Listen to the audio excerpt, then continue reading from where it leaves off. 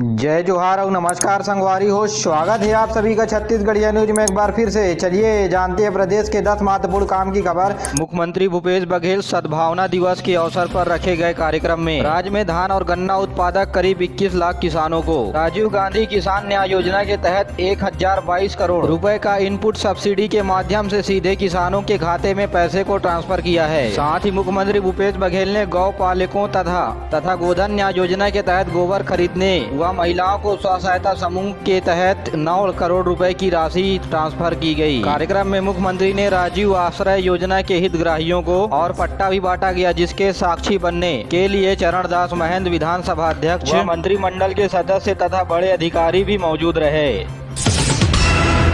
नारायणपुर में नक्सली हमले के दौरान 2 आईटीबीपी के जवान शहीद हो गए। बस्तर रेंज के पुलिस महानिदेशक इस घटना की पुष्टि करते हुए बताया कि आईटीबीपी के जवान नारायणपुर और बारसूर के रास्ते रोड की सुरक्षा को बढ़ाने निकले हुए थे। इसी समय हाथ लगाए बैठे नक्सलियों ने मेटा कैंप के आगे एम्बुश लगा करके जवानों के ऊपर फायरिंग शुरू कर दी। इस हमले में आईटीबीपी के असिस्टेंट कमांडर सुधाकर सिन्हे और उप निरीक्षक गुरमूर सिंह शहीद हो गए। इनमें से एक जवान महाराष्ट्र तो दूसरा जवान पंजाब का रहने वाला था। ये दोनों जवान 45वें बटालियन के ई कंपनी में तैनात रहे और जवानों के शहीद हो जाने के बाद AK-47 राइफल वाकी टाकी लेकर के जवानों के नक्सली फरार हो गए।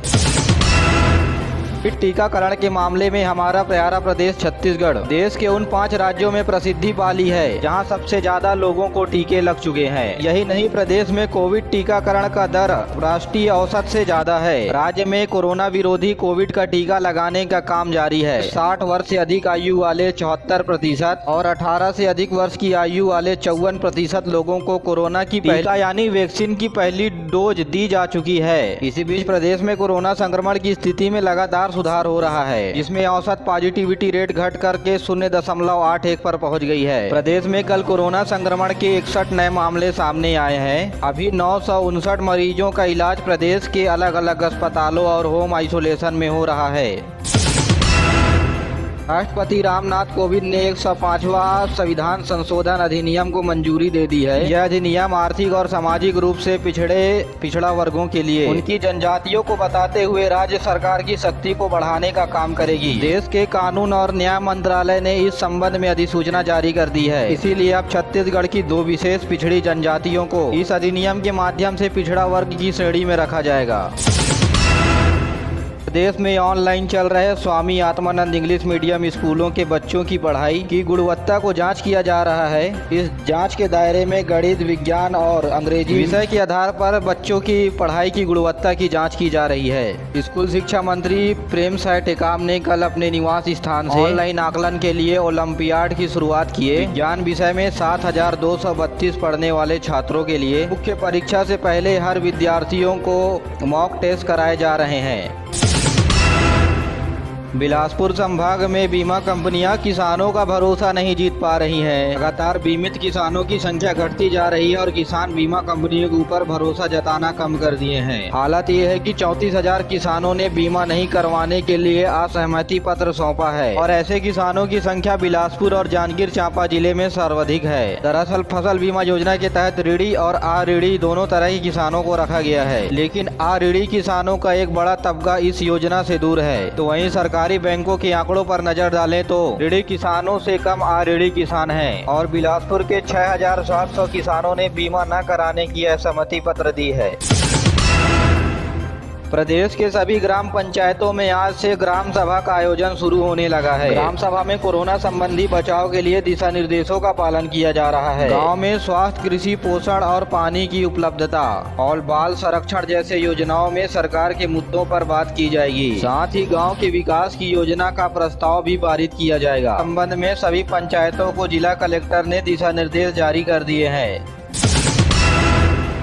अंबिकापुर में एक बार फिर से सियासी घमासान देखने को मिला। कांग्रेस कार्यालय का 2 बार उद्घाटन किया गया। पहली बार में मंत्री TS सिंहदेव ने फीता काटा तो दूसरी बार मंत्री अमरजीत भगत ने फीता काटा और कांग्रेस के कार्यकर्ता तथा समर्थक भी पहुंचे तथा बैठने के लिए जद्दोजहद भी देखने को मिली। TS सिंहदेव और अमरजीत भगत के नेताओं ने अलग अलग नारे लगाए। यही नहीं, अलग अलग नेताओं के नाम से नारेबाजी भी की गई। वहीं TS सिंहदेव ने इशारा करते हुए कहा कि ऐसी परिस्थिति जोगी जी के कार्यकाल में थी, जिसके कारण कांग्रेस 15 साल से सत्ता से बाहर रही। तो उन्होंने ये भी कहा कि कांग्रेस और स्वर्गीय राजीव गांधी के नाम के नारे लगाए जाएं।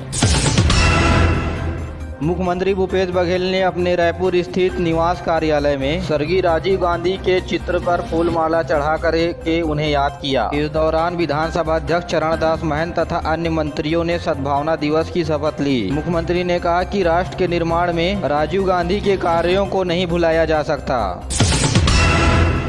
देश भर में मुहर्रम शांति और सद्भावना के साथ मनाया जा रहा है। ये दिन में पैगंबर मोहम्मद नवासा हजरत इमाम हुसैन और उनके साथियों की शहादत की याद में यह दिवस मनाया जाता है। वैश्विक कोरोना महामारी को देखते हुए छत्तीसगढ़ में ताजिया बड़े पैमाने पर नहीं निकाले गए।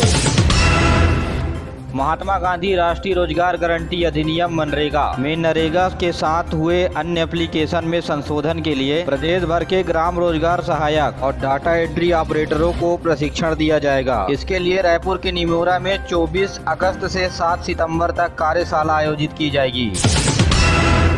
ओलंपिक गेम्स में फेंसिंग यानी तलवारबाजी, भारत की पहली महिला एथलीट का गौरव प्राप्त करने वाली भवानी देवी आज रायपुर पहुंची हैं। रायपुर में फेंसिंग स्पोर्ट एसोसिएशन इंडिया के द्वारा उनका आज सम्मान किया गया। भवानी देवी ने कहा कि ओलंपिक तक पहुंचने के लिए कड़ा संघर्ष करना पड़ा है और उनके परिवार वालों ने इस खेल के लिए बहुत ज्यादा प्रोत्साहन देते हुए खेल में मदद की और घर के सोने के जेवर भी गिरवी रखने को पड़े।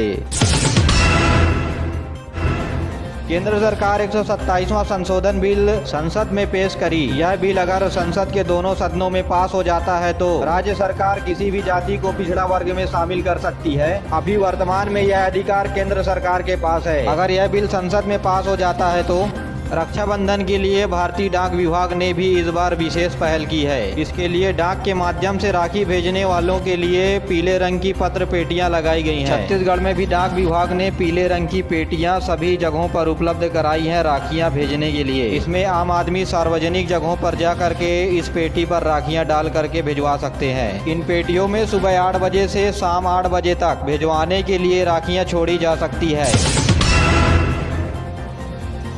छत्तीसगढ़ सरकार सीपिया और झारिया समुदाय के लोगों को पिछड़ा वर्ग में शामिल करने का रास्ता साफ हो जाएगा। पिछड़ा वर्ग आयोग के द्वारा आवेदन किया गया था कि इन दोनों को पिछड़ा वर्ग में किस श्रेणी में रखा जाए। आपको बता दें कि छत्तीसगढ़ में 95 जातियां ओबीसी कैटेगरी में शामिल हैं। दोनों समुदाय की करीब 15,000 लोगों को इसलिए सरकार का लाभ नहीं मिल रहा है। सीपिया और झारिया के स्थान पर महर हो गया है। पिछड़ा वर्ग आयोग के अनुसार सीपिया के 5,000 लोग तो वहीं झारिया के 10,000 लोग अभी भी पिछड़ा वर्ग में शामिल नहीं है। इस वजह से इन्हें सरकार के लाभों से वंचित रखा जा रहा है। आपको बता दें कि यह जनजाति बिलासपुर, रायपुर, राजनांदगांव, दुर्ग, धमतरी, बेमेतरा, जांजगीर चांपा जिले में अधिकतर निवास करते हैं। रायपुर में डेंगू से इस साल पहली बार 13 साल की बच्ची भावना पनिका की मौत हो गई है। पहले डेंगू से उसके भाई फिर उसकी मां, जिसके बाद भावना भी डेंगू के चपेट में आ गई। तो वहीं रायपुर में अब तक 40 लोग डेंगू की चपेट में आ चुके हैं। तो वहीं वायरल बुखार भी लोगों को तेजी से फैल रहा है। रायपुर में बुखार और डेंगू के इलाज के लिए आयुर्वेद कॉलेज में व्यवस्था की गई है, जहाँ अन्य बीमारियों का भी वर्तमान में इलाज किया जा रहा है। तो वहीं स्थानीय जनप्रतिनिधियों का कहना है कि डेंगू के 200 से ज्यादा आंकड़े मिले हैं।